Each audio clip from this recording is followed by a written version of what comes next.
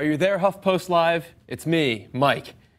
So if you know that reference, well, you'll know our next guest. Judy Blume has sold more than 82 million books in 41 countries and in 31 different languages.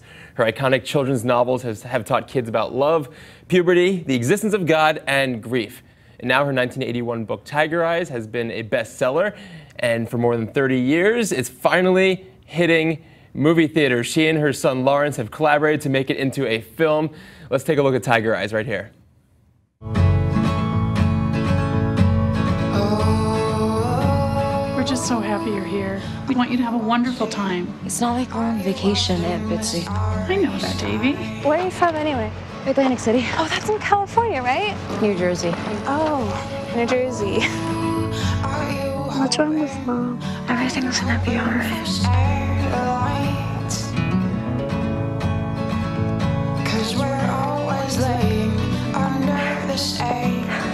Gotcha. So what's your name? You can call me Tiger. And joining me now are the masterminds behind the film, Judy Blume and her son, Lawrence Blume.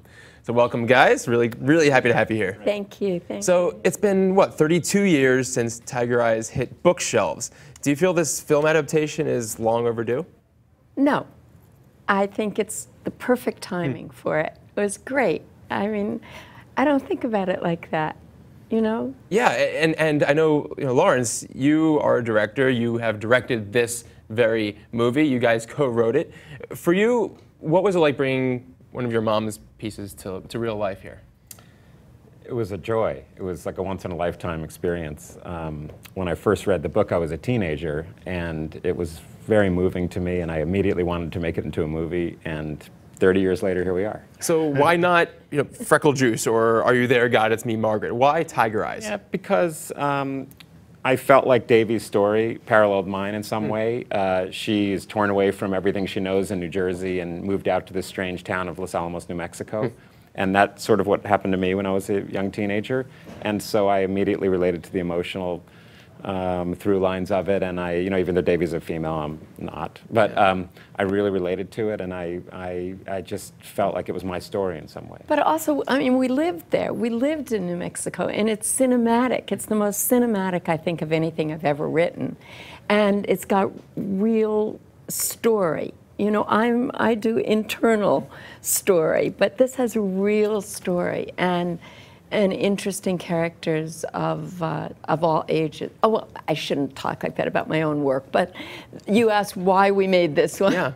And I think there was no question. We always said to each other, if we get a chance to work together, ever, we're going to do Tiger Eyes. And so why was that getting a chance to work together ever right now? Why now as opposed to before in the future? Well, we were both doing other things. Judy was writing novels, I was making other films, and life just went that way. Once a year or so we'd sort of talk about it and like, oh, one day we'll make Tiger Eyes. And then I had a meeting with some producers from Europe, and they wanted to do a book-to-film adaptation of one of Judy's books, and I said, well, I can facilitate anything, but if you want to do something with me involved, I'd love to do Tiger Eyes. And I gave them the book, and 2 weeks later they called and said, great, let's do it. And Lawrence had mentioned the personal through line and the connection he has with Davy in the book, despite her being a girl and his being a man. I feel like, I imagine that your own work is very much inspired by your own experiences, whether your children's or yours. Did you have any parallels with this as well? I had no idea that he felt this way until we started going around and talking about the movie. I never thought about this having anything to do with Larry's story. I thought I was writing a completely different story, as you know, of a family who found themselves in similar circumstances, but I was fictionalizing it. And then when I saw the movie on the screen, I thought, yeah. That's me. My father died suddenly when I was much too young. I was 21, but very young in experience. And I saw Davy on screen, and I totally identified. It must have been in there all the time. It must have, when you write fiction, you have no idea where it comes from. Yeah. But those feelings from deep inside obviously came out, but I wasn't aware of it at the time. And there's so many young adults, kids, teenagers who've read your books over the years, who've grown up with your books. and they all see something of themselves in your books. And hearing you say here that you're seeing something of yourself in a film your son's directed about a book that you wrote just seems to be amazing. And he's seeing something else. I mean, that is the thing, isn't it? We all bring our own experiences, emotions to what we read, to what we see, and that's when it works. And this is the first time you've been back to Los Alamos since you've left? It was the first time I set foot in that town since I left in 1970 something. No, earlier. Wow. What did it feel like to be back there? I was scared to death to go back. Why is that? Because it wasn't a happy time in my life, and because I wrote a book that was, in some ways, critical of the town and the people who lived there.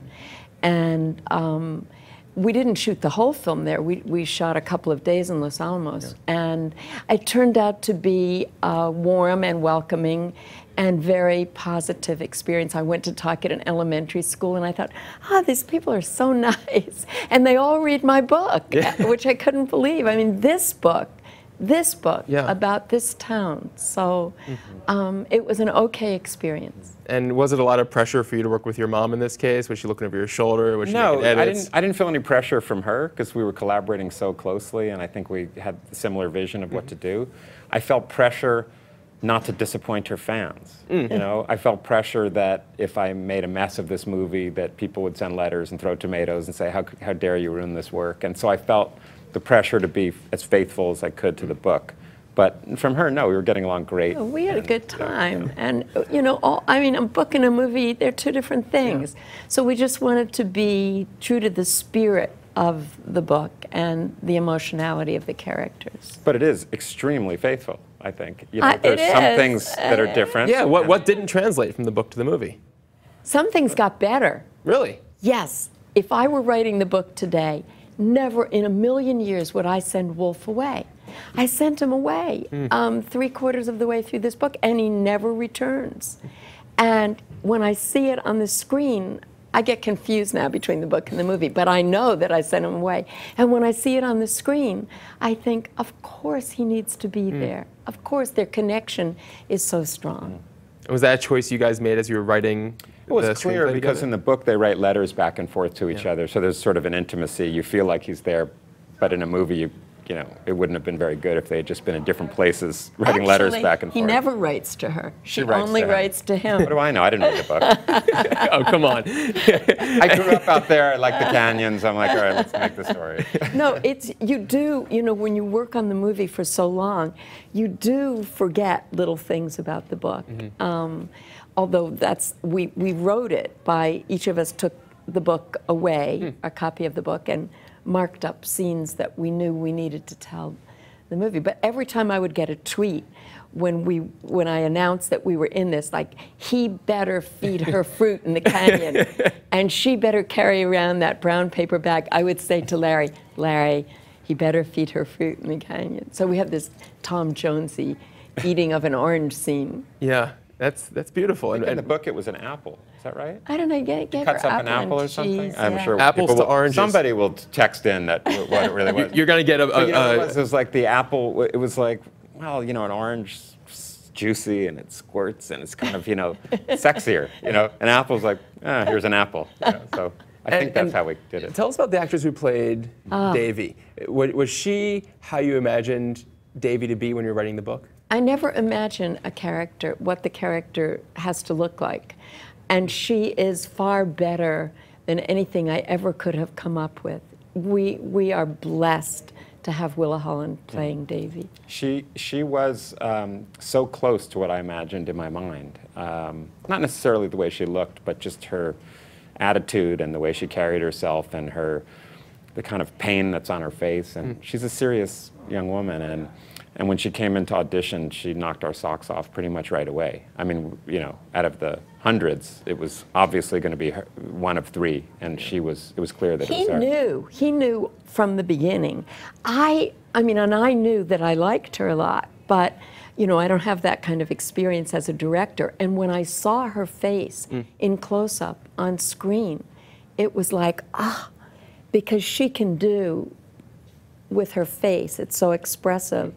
it would take me pages to do an inner monologue. And what she's expressing is very much based on the loss of her father and what brought them to Los Alamos in the book, right? And you expressed in the PBS series Makers how much of an impact your own father had on your life, and how he was the artistic one, how he was an inspiring man for you. What would you think he would think about your success you've enjoyed? He knows he would he would love it, because he was the parent who always said, go for it, you know, go for it, try it out. And my mother was the safe one. You have to, everything has to be safe. I grew up in the 50s, you know, you have to go to college, you get a degree in education in case, God forbid, you ever have to work, and you better meet the man you're going to marry while you're at it. And so I was married at 21. You know, right after my father died, invitations were already out.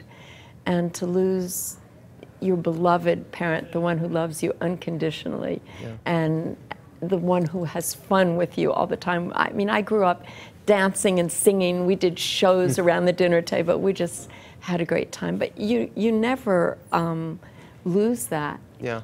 He's there, and I think that's what Davy has to learn. And I had to learn is that what does that parent really want for you? Not for you to mourn the rest of your life, but for you to live.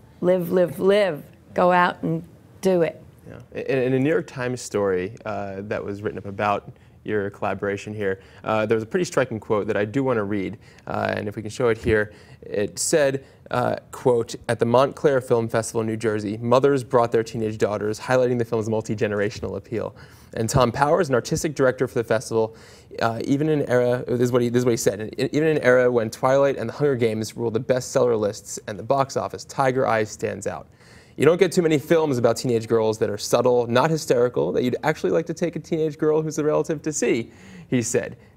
I feel like that encapsulates also, you know, wanting to give a teenage girl one of your books. Like you've encapsulated the spirit of the writing in the film. Well, thank you. Thank you. Yeah. That's a lovely quote from Tom. It's very nice. And who's a terrific film appreciator and programmer and great talent in his own. Now, I know you don't consider yourself the godmother of the young adult novel genre. There was no young adult genre. Is it frustrating for you, though, to get stuck with that type of label, given the range of your own work? I don't believe in labels, so if somebody wants to say I'm the godmother of this or that, that's fine with me. You know, I have a lot of young writers who are friends and who I love to encourage, and none of us like labels. And for movies now, and the types of movies that do show, you know, young women in them, and they're often, as we're seeing, the high-profile ones that we see are the Hunger Games, are the Twilights. And so how do you see Tiger Eyes working in that constellation, appearing now in that kind of world where, you know, the role models for young girls in these movies are often, you know, Bella from Twilight. Or We should have given her a bow and arrow. And a vampire. No, I don't judge these books at all. I think anything that gets kids reading, I think, is great. But Tiger Eyes, it's... And they're good. They're great movies. Yeah. It's just a different genre. In a way, this is a counter, not intentional, but it's counter-programming to fantasy, supernatural, sci-fi, dystopian future kind of stories, which are great. But this is real characters, real emotions. It should hit a deeper, different kind of chord with audiences than those films, you know. But your books, even if they do encourage people to read, were kind of censored when they were coming out. Some of the books were seen as a little racier for young adults, but now hitting the shelves, we have kids, moms, everyone reading 50 Shades of Grey. You know, so how do you see how your own books were received when they first came out to where books are right now? Yeah, it didn't happen in the 70s so much. The censors didn't come out of the woodwork until 1980, after the presidential election of 1980. And 70s was a much better time for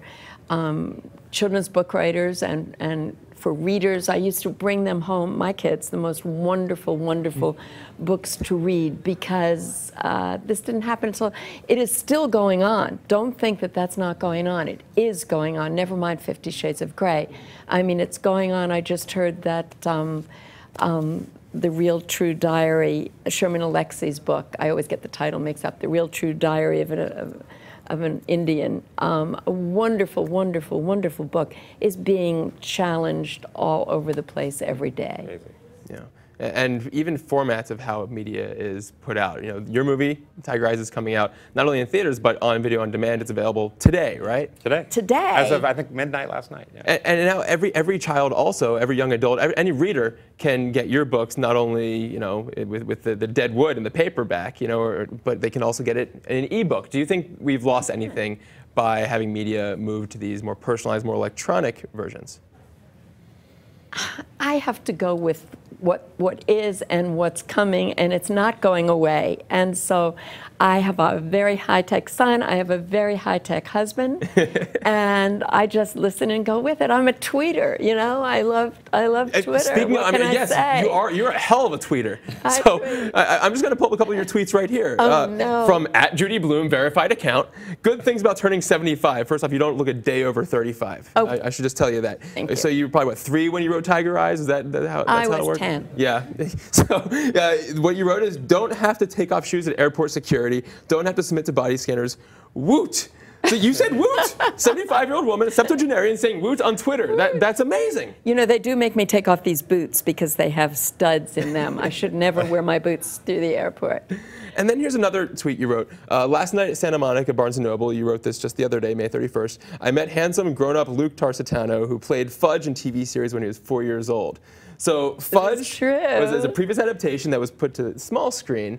And was he based on your son there?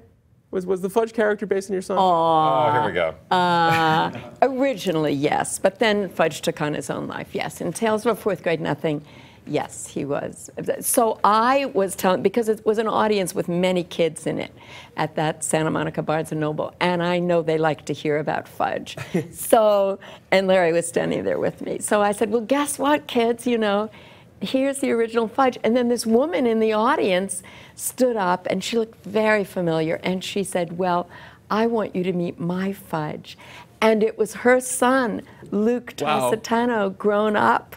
That's amazing. It was wonderful. And what was it like for you growing up with a mother who is known for her insights into the teenage mind, known for her insights into the adolescent mind? Knew what you were You kind of thinking. hope that your mom actually doesn't have much insight into your mind when you're that age. Was it kind of freaky? No, I mean, you know, you only have one experience of your own, so with your family. But she was very open and talked to us about everything, and there were no have to sneak around and read a book about what sexuality is or anything. It was seemed normal house to me. And it was. I mean, it was a normal house, and so it wasn't anything particularly special. It was just growing up in a house where, you know, we could talk about anything, and you know, we still snuck around. And, Yeah. You know.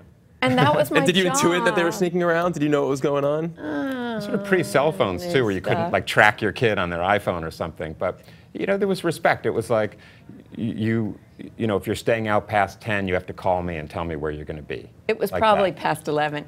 I do remember one night when he called, and we lived in Santa Fe, and he was in Albuquerque, and my husband picked up the phone, and in his crazy sleeping stupor, smashed me in the face with the phone.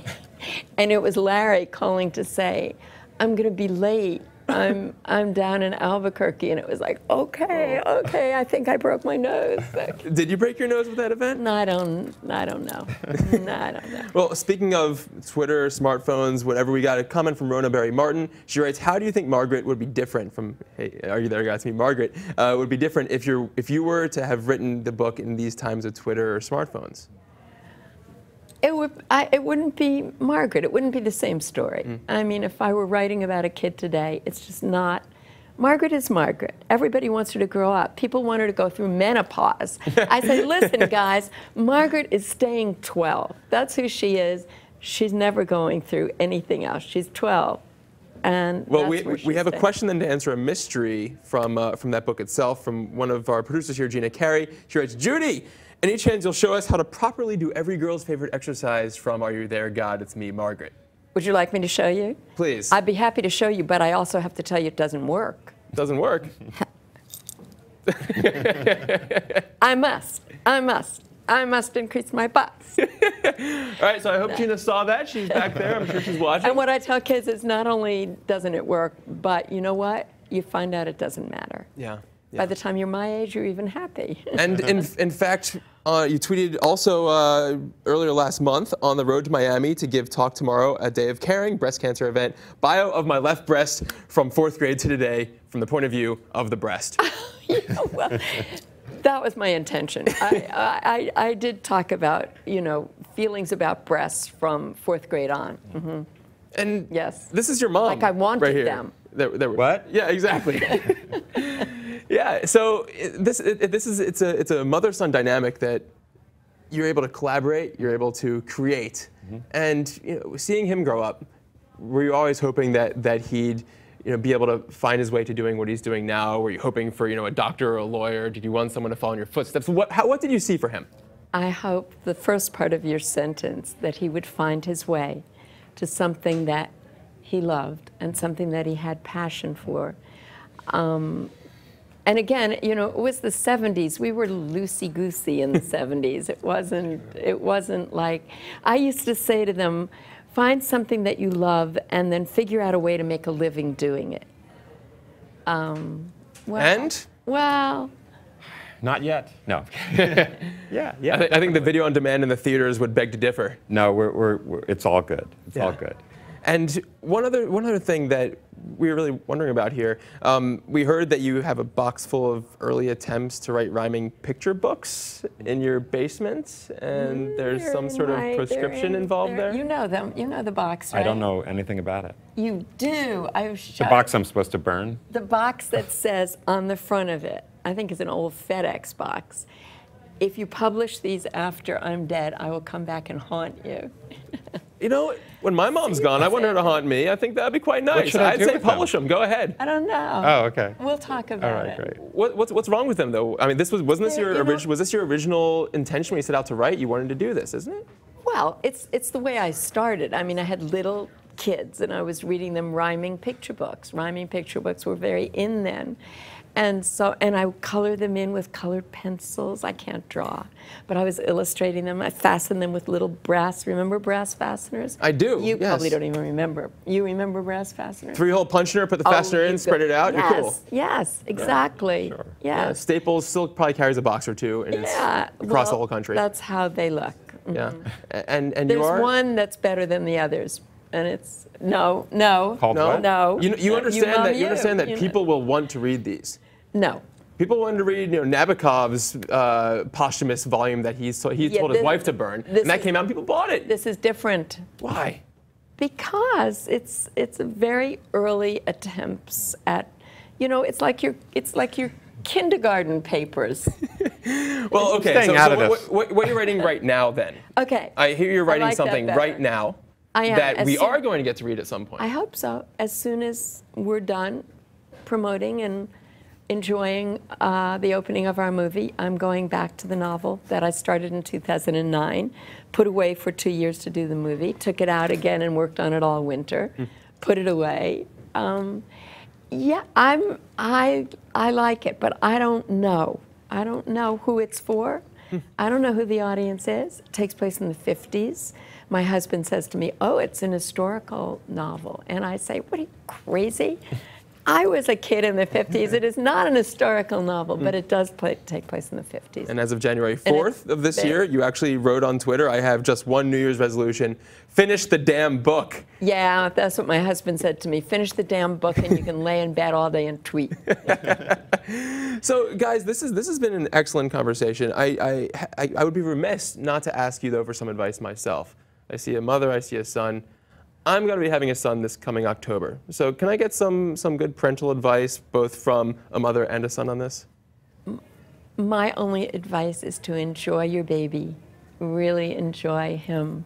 Enjoy him all the time he's growing up and talk to him. Mine is, and this was not my experience, but I see now so many of my friends with kids, they schedule their kids' lives to the minute with activities. And when we were kids, we came home from school and it was like, go play until dinner. You had 2 or 3 hours to go run around and imagine things and build forts and get into trouble. And that I think makes the imagination go and creativity come out. Like when you're scheduled every single minute, like you just become sort of a robotron. So. But I agree with that. I have to say that one thing I worry about kids today is, do they have the time to just sit and dream and think, or is somebody always saying to them, what are you doing? You can't just sit there. Get to ballet class, get to whatever. We used to lay around and try and make clouds disappear. We really believed that if you stared at them and everybody thought together, the clouds could go away.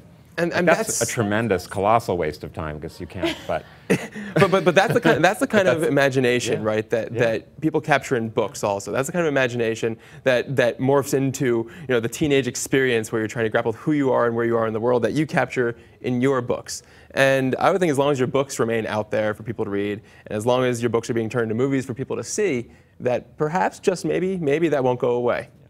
Well, thank you. I hope so. I just want kids to be able to make up stories and, have their fantasies and have the time to think. And one more thing, though, because I picked up, you call your mom Judy. That's true. And I think I'd want my kid to call me Dad. How did you come to calling your mom Judy? See, I'd want my kids to call me Larry, I think. Really? They didn't call me Judy until... Teenager, 16 or 17 maybe. When did you choose to start doing that? Or why, rather? It was... my sister started it, actually. We were in a new town in Santa Fe, and it was just the three of us in the house, and it was very informal, and somehow I heard my sister say Judy this or Judy that, and so I was wanting to copy her because I was younger, and now she calls me... Now she says Mom or Mother. She never calls me Mom. She calls me the most formal Mother. Mother. She calls me Mother.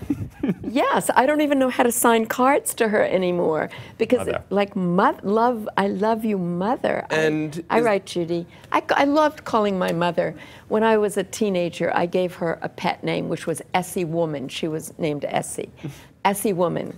I loved it. And is the character in the book you're writing right now perhaps calling her mother, or maybe being called Mother? No, actually. Maybe? No, I have to go back and think about that. Well, guys, I want to end with one final amazing comment. I've said amazing a lot this time around because you guys are amazing, This is from Nancy Red. She's one of my co-hosts out in Los Angeles. In all caps, I love you, Judy Blume. I love you so much. Love you, I love you, I love you, I love you. I cannot wait to see this movie. There you go. You have one more person who's going to be out there seeing the movie in theaters, on demand, and really... Every cable and satellite. It's playing in every living room in America. Cable, satellite, VOD, iTunes, Vudu, you name it. I said, let's have a lot of Tiger Eyes parties with your daughters, with your nieces, with your best friends. Let's do that. And you think you're going to get a lot of the help from the Judy Blume girls who are out in Hollywood right now? Zoe Deschanel or Mindy Kaling, Chelsea Handler. Are you there? Vodka, it's me, Chelsea. I know. It was just on her show. Last night. We did a pajama party. Excellent. Why didn't we do that? That'll be on our, we'll post that to our Tiger Eyes movie Facebook page, the Chelsea Handler. It's very funny. We didn't do a pajama party because I don't do pajama parties with my son. Oh.